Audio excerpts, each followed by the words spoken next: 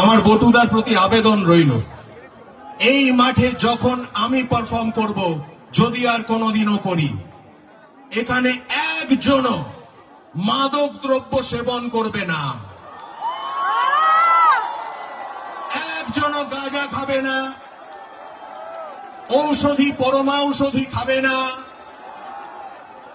Alcohol সেবন করবে না। মুখে যদি গন্ধ পাওয়া যায়, এই গ্রাউন্ডে তাকে ঢুকতে দেওয়া হবে না। এই কথা আজকে আমি এখানে বলছি প্রকাশ্যে। যারা ওই ধোঁয়া ওড়াচ্ছ, যে ধোঁয়ায় আমি আহত হই, আমার মস্তিষ্ক বিকৃত হয়, আমি অসুস্থ হয়ে পড়ি,